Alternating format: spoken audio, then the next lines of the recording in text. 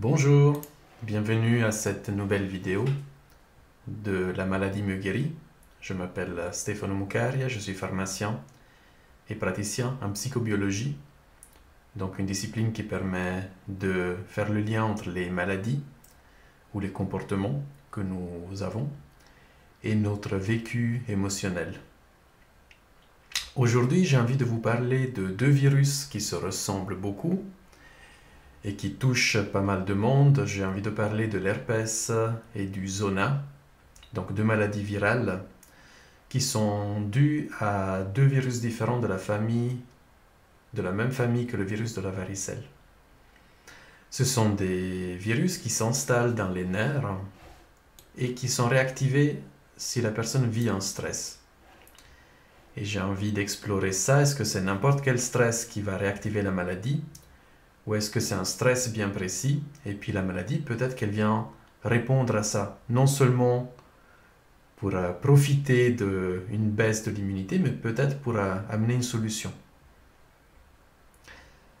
Je suis sûr que ça va beaucoup intéresser ceux qui ont des herpès qui reviennent souvent. Ou des zonas. Commençons par ça, le sens de la maladie. Regardons ce que fait la maladie. On va commencer par l'herpès. Donc, quand l'herpès se réveille, la personne éprouve des picotements sur la partie du corps qui est atteinte. Elle devient très sensible, ça démange. Et puis, il y a une vésicule ou plusieurs vésicules qui apparaissent et qui empêchent tout contact, tellement elles sont douloureuses. Donc, des vésicules qui apparaissent sur les muqueuses, ça peut être la bouche, les lèvres, ça peut être la muqueuse du nez, les yeux, les parties intimes. Donc, quand on dit muqueuse, pour le corps, ce sont des endroits très particuliers. Ce sont des endroits intimes ou semi-intimes. Les lèvres, par exemple, c'est une partie semi-intime. C'est pas comme si on touchait la peau ou le crâne. C'est un endroit qui a un sens très particulier. C'est plus à l'intérieur de moi que ces autres parties. Donc, l'herpès vient nous parler de quelque chose de semi-intime ou d'intime. Et quand on parle de peau ou de muqueuse, c'est le thème du contact ou de la séparation qui sont présents. Donc finalement, quel est le sens d'avoir un contact qui devient impossible? Si la partie elle fait mal, si elle a des vésicules, si elle est sensible, je vais m'éloigner du contact, de tout contact qui pourrait toucher cette partie. Donc, une maladie qui rend un contact impossible, imaginons que j'ai un herpès aux lèvres et que je vive une situation qui est difficile, où j'ai envie d'embrasser quelqu'un ou quelque chose. Parce que notre cerveau travaille avec des symboles. Embrasser quelqu'un, c'est vite vu, c'est très clair. Mais des fois, ça touche à un projet comme un nouveau travail ou une carrière ou une nouvelle activité. Et du coup, si je ne peux pas embrasser cette voie, si je ne peux pas prendre cette voie, et je ne trouve pas de solution consciente, le corps, qu'est-ce qu'il fait? Il la met en matière, un virus qui flambe et qui rend ce contact impossible. C'est une solution. De toute façon, je ne peux pas m'approcher de cette personne ou de ce projet. Il y a un contact qui, dans la matière, devient impossible. Pour le corps, c'est une solution symbolique. Le cerveau travaille toujours avec le symbolique, n'oubliez pas, comme pendant les rêves. Et qu'est-ce qui rend ce contact impossible? On peut imaginer la situation. Restons avec la personne qu'on a envie d'embrasser. C'est quelque chose qui va peut-être vous parler plus. Si ça peut être une situation où le contact n'est pas possible, ce baiser n'est pas possible, ou alors il n'est pas possible dans le niveau il n'est pas permis. Est-ce que je me donne la permission d'aller vers cette personne, d'aller vers ce projet aussi? Et c'est là qu'il y a un sens pour une solution dans la matière, une solution du corps, parce que si quelque chose n'est pas permis, ça rentre en conflit avec une partie de moi qui en a envie et une autre partie de moi qui dit mais ça t'as pas le droit. Et ce sont des conflits par expérience qui sont très profonds et qui des fois ne peuvent pas être résolus par notre mental. Du coup, c'est l'inconscient qui les prend en charge. Solution de la matière, là tu peux pas y aller. Il y a quelque chose qui fait mal, que ce soit au niveau des lèvres, des zones intimes aussi, le sens c'est le même, avec un niveau évidemment lié à la sexualité. Ou alors si c'est un herpès aux yeux, j'ai vu quelque chose vers lequel je ne peux pas aller. Et même de le voir, ça me met en conflit en fait. Donc quelle que soit la partie atteinte du corps, elle donne une information supplémentaire. Quel est le niveau qui est touché dans mon inconscient?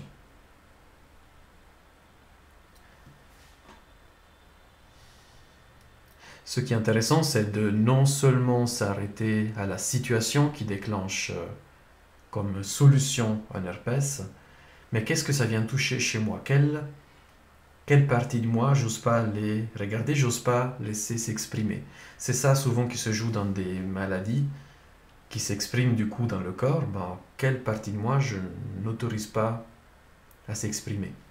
Quand on dit mettre des mots sur les mots, c'est donner de la voix à ces parts de moi que j'estime ne pas être entendables et qui du coup se font entendre à travers le corps.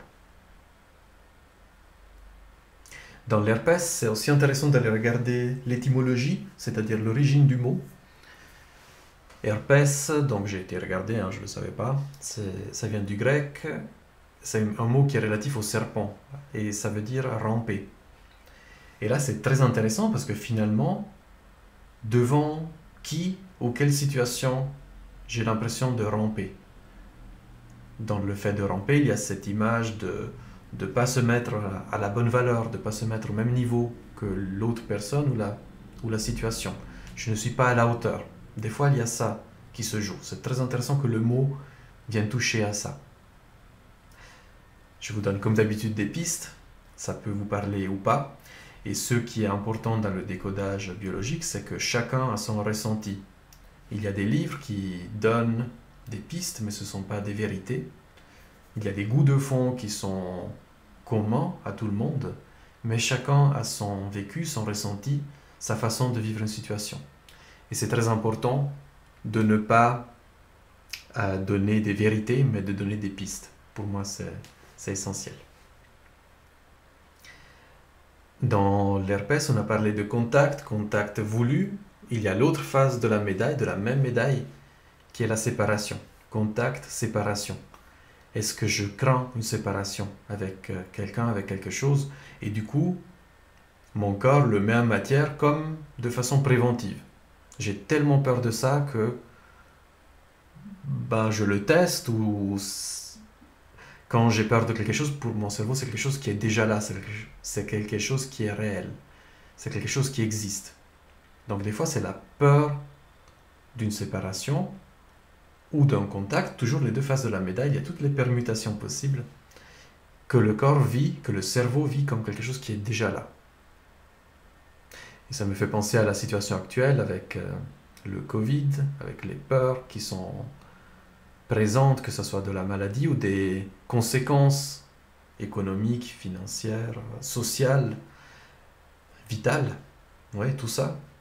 Quand il y a une peur qui est là, pour notre cerveau, c'est déjà là.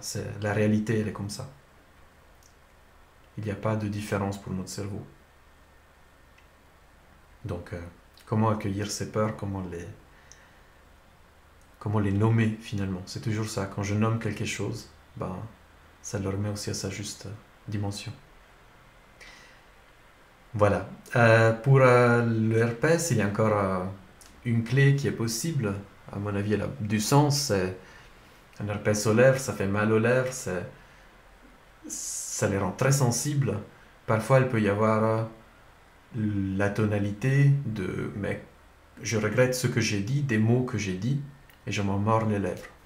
Ça peut être aussi une clé de lecture. Voilà pour l'herpès. Et puis le zona, c'est une maladie de la même famille, mais qui se déclenche différemment. Donc c'est le virus de la varicelle qui reste dormant dans les nerfs et qui est réveillé par un stress. Et du coup, ça donne des taches rouges sur la peau, sur une zone qui est très délimitée, qui est servie par ce nerf. Des taches et des vésicules qui sont extrêmement douloureuses. Donc, dans l'herpès, il y avait aussi cette notion de virus qui dort dans le nerf et qui a été activé quand il s'agissait d'un projet. J'ai envie de, j'ai besoin de, j'aimerais prendre cette direction, mais je ne peux pas, un projet. Dans le zona, le nerf, il a un autre sens, à mon avis, dans le sens que, dans mon expérience, c'est une maladie qui est réveillée quand quelqu'un a reçu une information. Le nerf transporte des informations vers la périphérie et vers le cerveau. Donc je disais, le zona s'active dans mon expérience quand quelqu'un a reçu une information blessante, une information insupportable. Vous voyez, le nerf reçoit cette information insupportable, un véritable choc. Et qu'est-ce qui se passe? Quel est le sens de la maladie? On réveille un virus qui est dans le nerf et qui va rendre la peau, l'endroit qui a reçu l'information, la peau, les yeux, les oreilles, il va le rendre douloureux, il va le rendre hypersensible.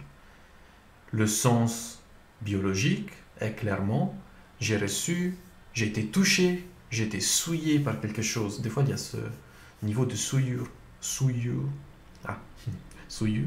carrément, qui est présent. Et du coup, quelle est la solution du corps? Je rends cette partie tellement sensible qu'elle ne va plus pouvoir recevoir une information de ce type. Ça pousse la personne à se protéger, à se mettre à l'écart, à protéger cette part qui devient si sensible, à y limiter l'accès en quelque sorte. L'accès, par exemple, au même type d'information qui a blessé. J'ai vu le cas de quelqu'un qui avait reçu un téléphone qui lui annonçait le décès d'une personne et qui lui rappelait le décès de quelqu'un d'autre qui était mort de la même façon. Et du coup, il y a un zona qui a flambé à ce moment-là en réaction à cet appel. C'était, j'ai reçu une information qui m'était insupportable. Ça peut être une information, ça peut être un contact physique aussi, non voulu. Dans tous les cas, le sens de la maladie, il est là, c'est je me protège de tout contact ultérieur avec ce qui m'a blessé. S'il y a parfois la maladie évolue avec des ulcérations, avec des démangeaisons, donc là il y a encore plus précisément cette tonalité de séparation dans ce qui a été vécu, qui est présente. Et l'endroit du corps, bien sûr, c'est celui où l'information a été reçue, je crois que je l'ai déjà dit. Mais tout ça pour dire que dans la maladie, d'aller voir ce qu'elle fait, d'aller voir où elle apparaît, ce qu'elle permet et ce qu'elle empêche, ça permet de remonter à ce choc qui a été vécu et qui s'exprime comme ça, à cette solution inconsciente du corps. Et pourquoi j'en parle? Parce que le but pour moi n'est pas seulement de retrouver ça, c'est un travail de détective, mais oui, ça peut aider la personne, ok, je comprends pourquoi je suis malade, mais surtout ça permet ça permet à la personne de trouver une solution consciente. Si elle a vécu quelque chose de tellement fort, de tellement dur, de tellement difficile, au point que c'est passé dans l'inconscient et que le corps développe une solution inconsciente, de ramener ça cette fois en toute sécurité ou en étant accompagné dans la conscience, ça permet de trouver une autre solution consciente, de faire un deuil ou de trouver ce qui était vraiment blessant dans cette information. Ça permet, encore une fois, de reconnecter à soi-même, de voir quel ressenti est resté cristallisé en quelque sorte, et de voir quelque chose, ça permet de le refaire bouger de nouveau. C'est là la guérison. Pour moi, c'est d'écouter la maladie, de voir ce qu'elle vient faire chez la personne, et c'est la personne qui pourra le dire, moi j'en sais rien, et puis de lui permettre du coup, ok, là je reconnecte à ça, j'ai un besoin qui n'a pas été nourri, j'ai un besoin qui est toujours là. Comment je le nourris en conscience? Finalement, dans cette maladie, par exemple, ce qui a du sens, c'est d'aller voir, mais en quoi cette information a été si insupportable? Pourquoi ça m'a touché à ce point? Et puis là, il y a une guérison qui est possible, une guérison et une évolution aussi, une évolution de la personne. Mais ça, c'est elle-même qui peut le faire. C'est ça qui est merveilleux, c'est que c'est pas quelqu'un qui va lui dire mais toi tu dois faire comme ça dans cette solution, ça ne sert à rien. Mais de reconnecter à ce qui a été vécu, à ce qui a été ressenti, mais ça permet à la personne de elle-même trouver d'autres solutions, de elle-même évoluer. Et c'est ça qui est merveilleux, qui est magique dans le décodage des maladies en fait. C'est de les prendre comme des messagers et pas comme des ennemis. Alors évidemment, si on a une maladie comme un zona qui vient, qui est douloureuse, qui est vraiment embêtante, ben, il y a un traitement qui peut être pris. Mais il y a aussi l'opportunité d'aller connecter à ceux qui s'expriment et de connecter à la personne, de connecter à soi-même en fait. Ça c'est plus que précieux. Voilà. Et puis, j'ai envie de toucher encore un point. On dit, voilà, c'est le stress qui déclenche un herpès, c'est le stress qui déclenche un zona. Mais on a vu, c'est un stress bien précis en fait.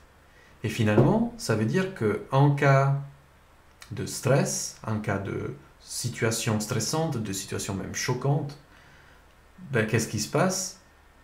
C'est pas toutes les maladies qui viennent en même temps, c'est pas un herpès qui vient dans tout le corps, c'est pas un herpès et un rhume et un staphylocoque et je sais pas quel autre microbe qui viennent tous en même temps et dans tout le corps.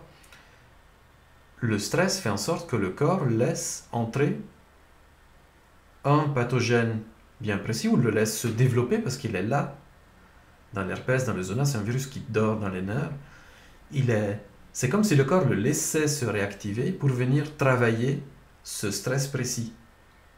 C'est comme si le corps utilisait ce pathogène comme solution.